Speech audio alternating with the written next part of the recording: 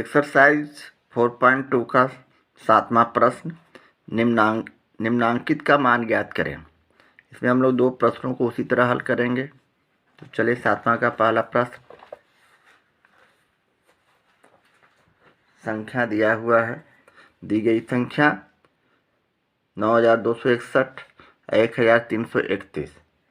तो चलें ये दोनों संख्या का हम अभाज्य गुणनखंड करते हैं। सबसे पहले 9261 लेते हैं। ये 2 से नहीं कट के 3 से कटेंगे, इसलिए कि 9 2 11, 11 और 6 17 1 18, 18 3 से पूर्णतः विभाज्य है, इसलिए 3 से कटेंगे। 3 तिहाई 9, 0, 3 8 24, 3 7 21। पुनः 3 से उसी नियम के अनुसार 1 0, 3 दूनी 6 और 3 9 27। पुनः 3 से 3 तिहाई 9, 3 चौक 12, 3 तिहाई 9। अब हम इसे 7 से लगाएंगे। 343 हमारा चिर परिचित संख्या है। 4 9, 7 से 7। इस तरह हमारे पास संख्या 3 बार, 7 भी 3 बार आए, तो इसे हम यहाँ लिख देते हैं।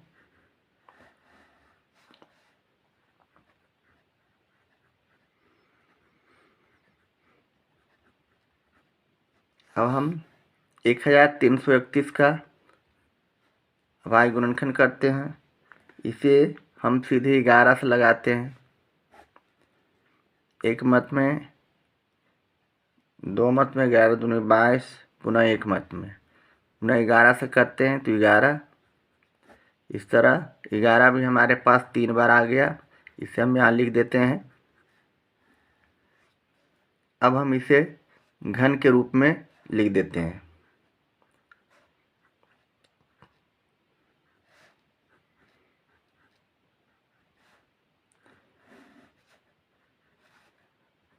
इस तरह हम 3 का पेयर बना लेते हैं, समूह बन गया ये। इस तरह से हम बाहर करते हैं स्क्वायर रूट से। उसके बाद इसे मल्टीप्लाई गुना करके हम यहाँ संख्या 27 21 को हम 11 से गुना करते हैं, तो हमारे पास संख्या 231 आता है। इस तरह 231 हमने यहाँ लिख दिया और यही हमारा आंसर हो गया। ये हमारा पहला हिसाब था। अब हम दूसरा प्रश्नों को भी इसी तरह हल करेंगे। दूसरा प्रश्न में दी गई संख्या हमारे पास कितना है तो लिखेंगे।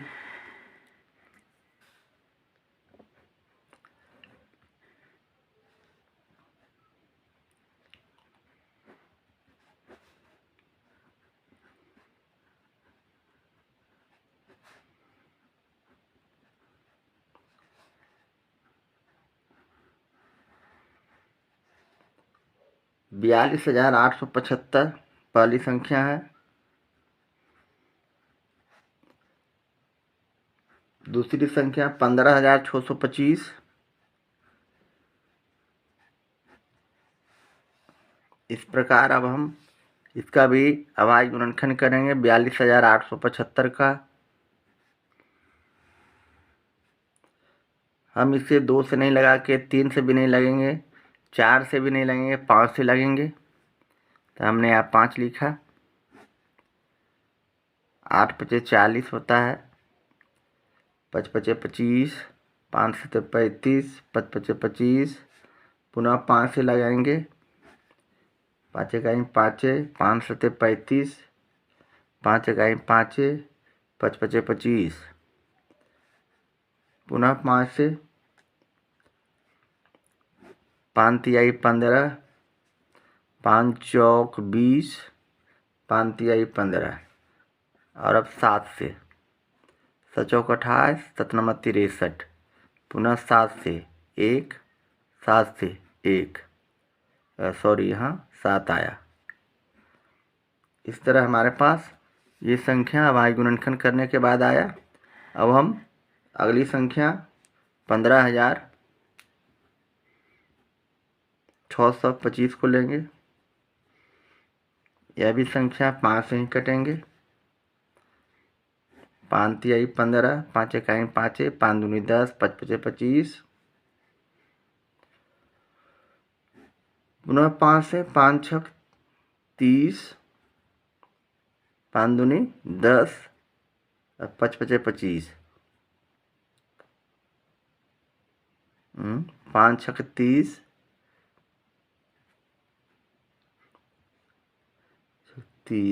5 दूनी 10, 5 पचे 25, ठीक तो है। पुनः 5 से 1, 5 दूनी 10, 5 पचे 25, पुनः 5 से 5 दूनी 10, 5 पचे 25, पुनः 5 से 5, 5, 1। इस तरह हमारे पास संख्या 5 कितना बार आया, टोटल कर लेते हैं। 1, 2, 3, 4, 5, 6, 7, 8, 9 बार। अब यहाँ हम लिख देते हैं 9 बार।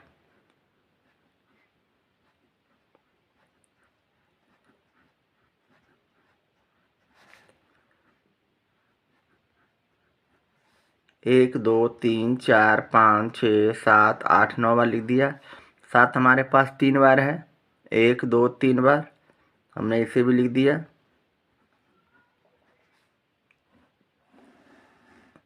इसका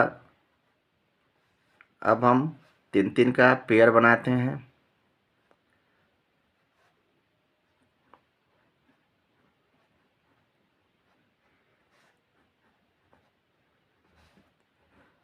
इस प्रकार 3 का समूह उपरोक्त संख्या बन जाती है। तो अब हम इसे 5, 5 3 बार बाहर करते हैं और 7।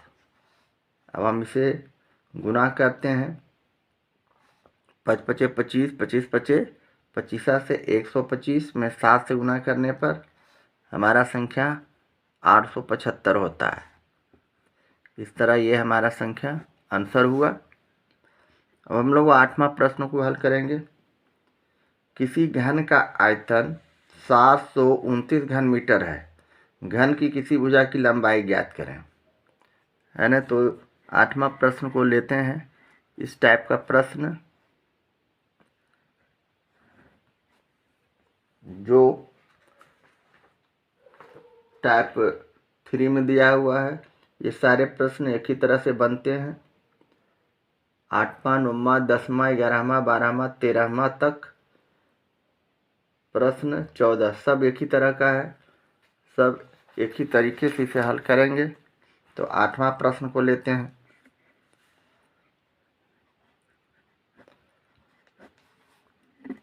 चूंकि घन का आयतन का सूत्र होता है क्षेत्रमिति के अनुसार भुजा Q, भुजा पर घातांक 3 भी कह सकते हैं। घन का आयतन हमारे पास 729 दिया हुआ है प्रश्न में। हम घन के आयतन के पास सामने लिख देते हैं और भुजा Q उसी तरह लिख देते हैं।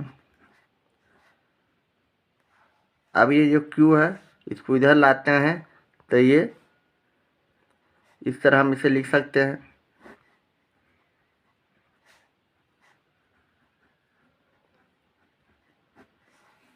है ना। अब हम इसे 729 को घनमूल करते हैं, घन निकालते हैं भाग गुणनखंड विधि से। 3 से 3 दूनी 6, 3 चौक 12, 3 तिहाई 9, पुनः 3 से 3 8 24, 1, 3 से 7 81, 3 से 9, 3 से 3, 3 से 1। इस प्रकार इसलिए हम भुजा को इधर लाएं या उधर लाएं बराबर ही होगा, इसलिए भुजा बराबर कितना 3 है, 1, 2, 3, 4, 5, 6।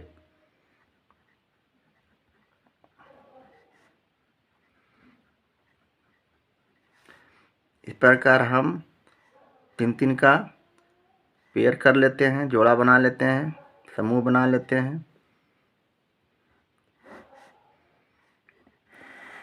अब हमारे पास 3 गुने 3 बाहर हो गए, हमारे पास आंसर 9 मीटर, यही हमारे पास आंसर हुआ।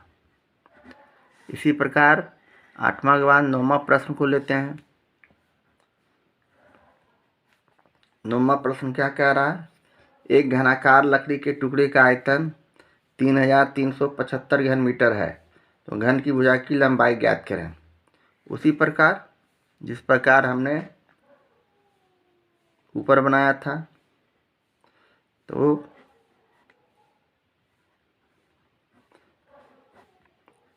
घन के एक घनाकार लकड़ी है, तो ये घन के आकार का ही है, तो हम लिख सकते हैं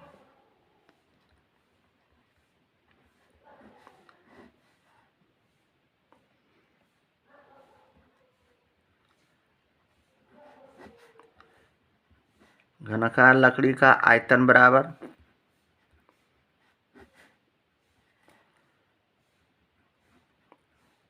भुजा क्यू। उसी तरह और लिख के आयतन हमारे पास प्रश्न में दिया हुआ है 3375 बराबर भुजा क्यू।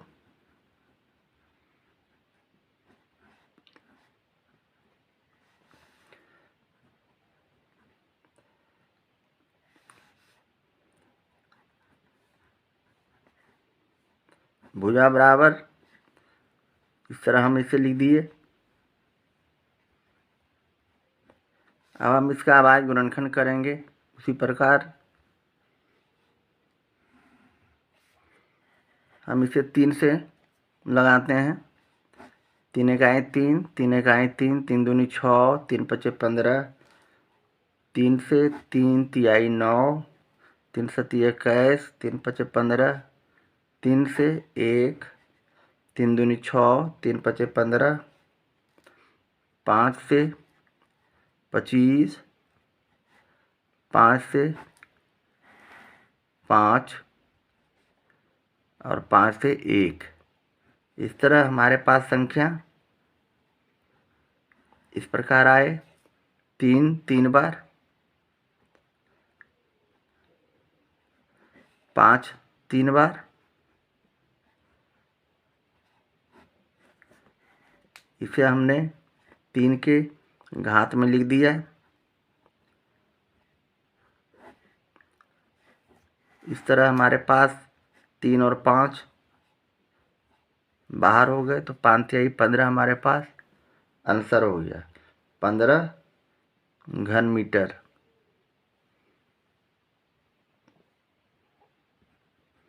तो 15 मीटर हमारे पास आंसर हो गए। इस तरह हमने 9वां प्रश्नों को हल कर लिया। प्रश्न 10, एक पेटी में चाक के डिब्बे घन के रूप में रखे हैं। यदि कुल डिब्बों की संख्या 2197 हो तो बताएं प्रत्येक तह में डिब्बों की कितनी पंक्तियां हैं। उसी प्रकार जिस तरह हमने 8वां 9वां को प्रश्नों को हल किए, यह भी प्रश्न उसी तरह का। तो कुल डिब्बों की संख्या लिख देते हैं।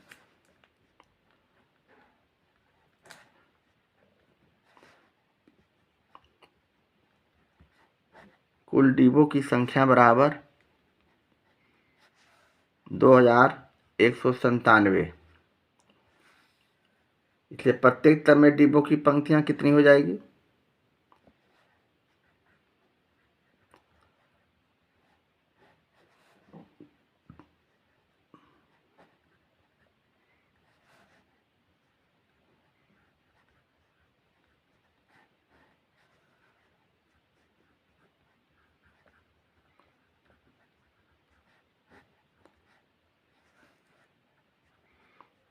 तीन पर इस तरह हमने इसका भी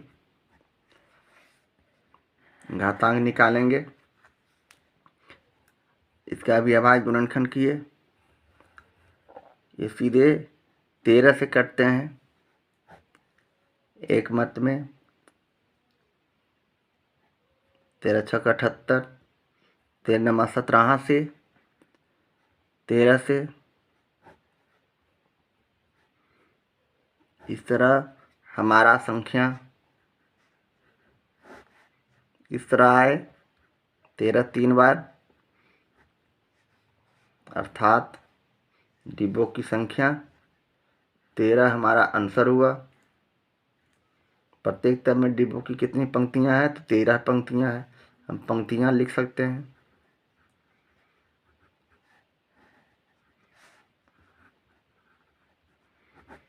इसी तरह अब हम प्रश्न 11 को हल करेंगे।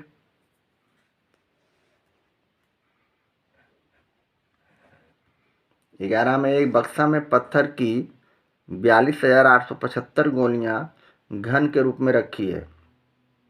बक्से में गोलियों की कितनी तहें हैं? तो इसे भी हम उसी तरह हल करेंगे।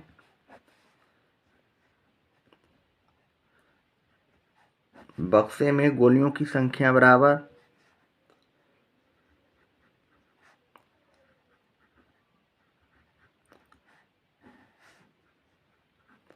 गोलियों की तहें, है ना। बक्से में गोलियों की कितनी तहें हैं? तो तहें, गोलियों की तहें बराबर, इसे भी हम लोग उसी तरह 42,875 लिख दिया। अब हम इसका भी अभाज्य गुणनखंड करेंगे 42,875 का। तो ये सीधे 5 से लग रहे हैं, है ना। 42,875 5 से लगाए, 8 पचे 40, 5 पचे 25, 5 सत्ते 35, 5 पचे 25, 5 से 1, 5 सत्ते 35, 1 5 पचे 25, 5 से 5 तिहाई 15, 5 चौक 20, 5 तिहाई 15। अब 7 से 7 चौक 28, 7 नमा 63, 7 से 7, 7 से 1। इस तरह 5 हमारे पास कितना 3 बार आए, 7 हमारे पास 3 बार आए। अब हम इसे 3 के घातांक में लिख देते हैं और 5 और 7 को हमने कॉमन लेके बाहर किया तो 35। तो 35 क्या है? तहें है। यही हमारा आंसर हो गया। इस तरह हमने दूसरा को भी हल कर लिया, 11वां को हल कर लिया। अब इसी तरह 12वां प्रश्न को लेते हैं। 12वां प्रश्न क्या कहता है? एक पेटी में सेब इस प्रकार रखे हैं कि प्रत्येक तह की हर पंक्ति में उतने सेब हैं जितनी उस तह में कुल पंक्तियां हैं। यदि कुल तह की संख्या भी पंक्तियों की संख्या के बराबर हों और पेटी में कुल 5,832 सेब हों तो हर पंक्ति में सेबों की संख्या ज्ञात करना है। तो इसमें भी हम लोग उसी तरह हल करेंगे।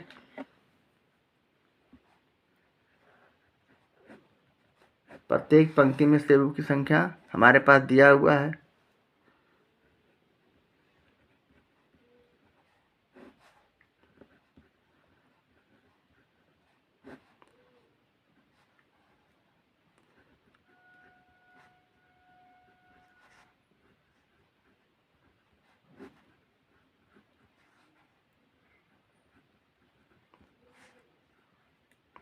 तरह इसका भी हम लोग घन निकालेंगे। 5,832 का हम अभाज्य गुणनखंड करते हैं। 2 से 2 दूनी 4, 2 नमा 18, 2 एकाएं 2, 2 छक 12, 2 से 1, 2 चौक 8, दो पचे 10, दो अठी 16, 2 से 2 सती 14, 2 दूनी 4, 2 नमा 18। अब 2 से नहीं लग के 3 से लगेंगे। 3 दूनी 6, 3 चौक 12, 3 तिहाई 9। पुनः हम इसे 3 से लगाएंगे। 3 अठी 24, 1। पुनः 3 से 27, 3 से 9, 3 से 3 तिहाई 9, 3 से 1। इस प्रकार हमारे पास संख्या 2 कितना बार आ गया? 3 बार। यहाँ हम इसे लिख देते हैं। 3 कितना बार है? 1 2 3 4 5 6 बार।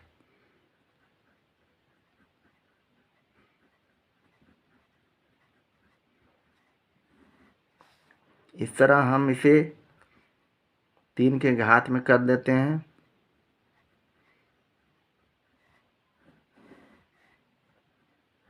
अब हम इसे 2, 3 और 3 को बाहर करते हैं। इस तरह हमारे पास संख्या 3 3 9 दूनी 18। 18 हमारे पास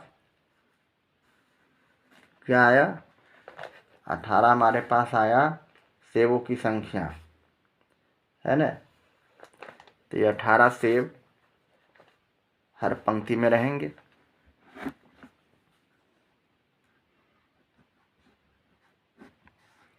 ये हमारा आंसर हो गया।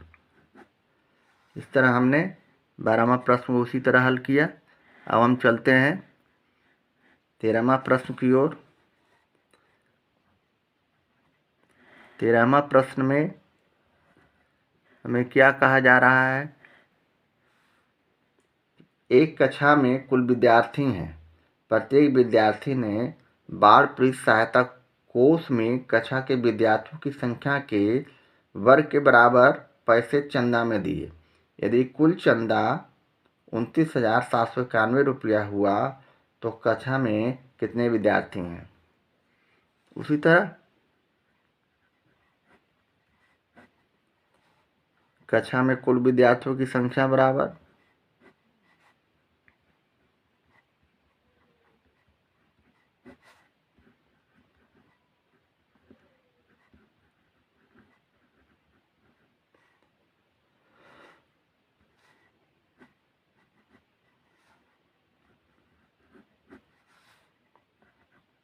संख्या बराबर हमारे पास दिया हुआ है। इसको इस तरह हम लिख देंगे 29,791। अब इसका हम अभाज्य गुणनखंड करते हैं, है ना। तो इसका अभाज्य गुणनखंड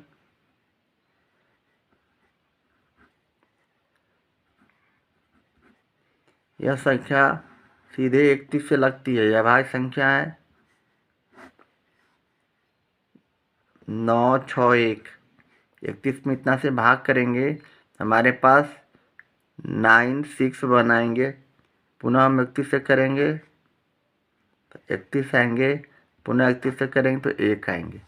इस तरह हमारा 3 का समूह बन जाता है और हम इसे 31 बाहर करेंगे। यानी तो कक्षा में कितने विद्यार्थी हैं? 31 विद्यार्थी हैं।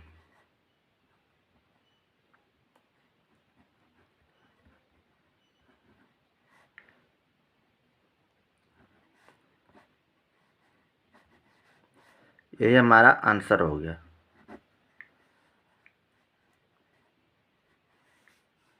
तेरहवां प्रश्न इस तरह हमने बना लिया। अब 14 प्रश्न। 14वां प्रश्न क्या कह रहा है? वह छोटी सी छोटी संख्या ज्ञात करें जिससे 26,244 को गुणा करने पर गुणनफल परिपूर्ण घन बन जाए। गुणनफल का घनमूल भी ज्ञात करें। उसी तरह का प्रश्न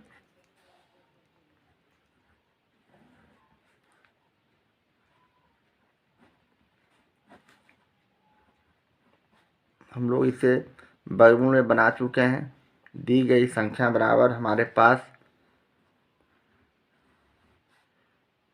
26,244 है। 26,244 का हम लोग क्या निकालते हैं, अभाज्य गुणनखंड करते हैं।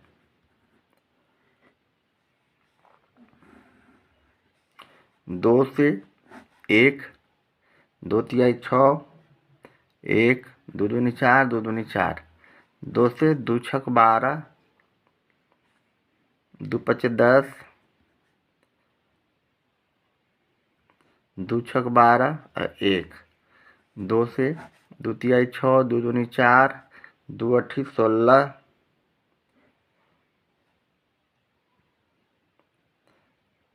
नहीं 2 से नहीं लगेंगे, 3 से लगेंगे। 3 दूनी 6,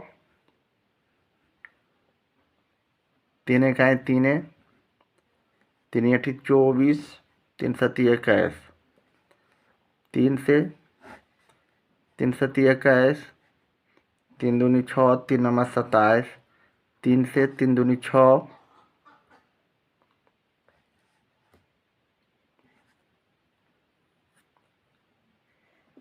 3 दूनी 6, 3 चौक 12, 3 तिहाई 9,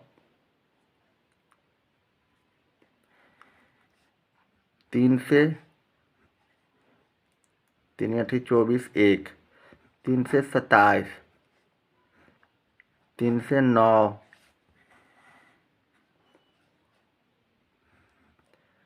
3 से 3 तिहाई 9, 3 से 1। इस तरह हमारे पास संख्या 2 कितना बार आया, 2 हमारे पास 2 ही बार है। 3 हमारे पास कितना बार है, 1, 2, 3, 4, 5, 6, 7, 7 बार 3 है।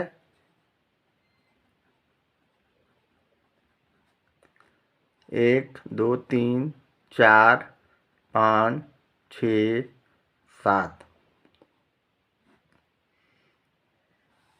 इस तरह हम इसे घात के रूप में लिख देते हैं।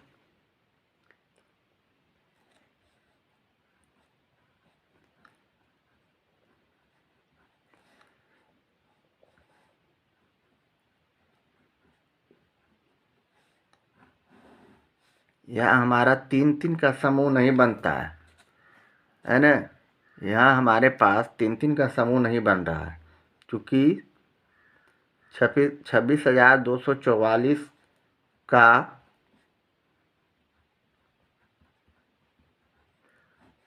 अभाज्य गुणनखंड करने पर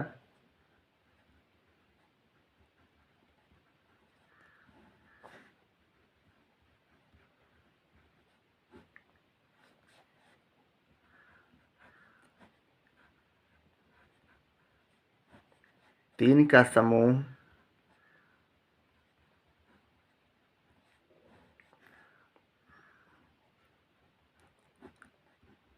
नहीं बनता है। अतः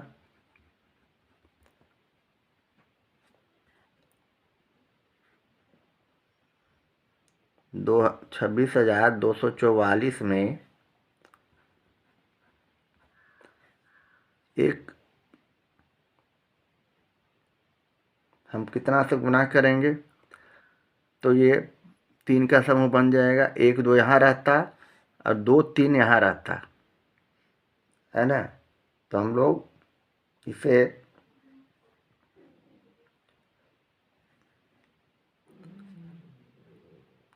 दो गुने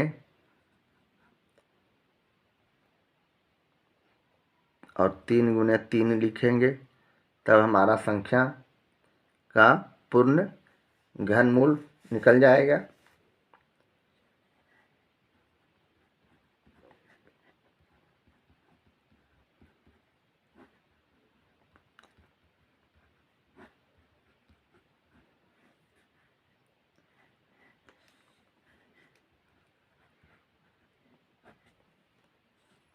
घनमूल प्राप्त होगा।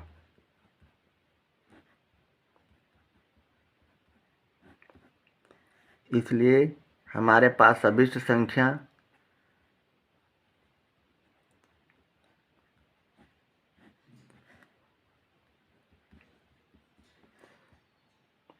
2 गुने 3, यहाँ हम क्लियर कर देते हैं, एक 3 छूट गया है ना, इसलिए हमारा ये 3 नहीं होगा। अब हम यहाँ 3 पर घातांक 2 भी लिख सकते हैं। इस तरह हमारे पास 1 2 और 1 3 रहेगा, यानी 6। तो अभिष्ट संख्या 2 गुने 3 अर्थात 6, और यदि हम यहाँ 2 1 3 और 1 2 और मिला देते तो हमारा संख्या 2 गुने 3 गुने 3 गुने 3 होता। तो हमारे पास कितना आंसर हो जाएगा? 1 3 बाहर ये होता, 1 3 ये बाहर होता, 1 3 ये बाहर होता। तो हमारे पास संख्या यही हमारा 6 आंसर हो गया। 3 3 9 9 3 27 27 दूनी 54। एक संख्या ये हुआ और दूसरा संख्या कौन हुआ? ये 2 और ये 3 और ये 3 और ये 3।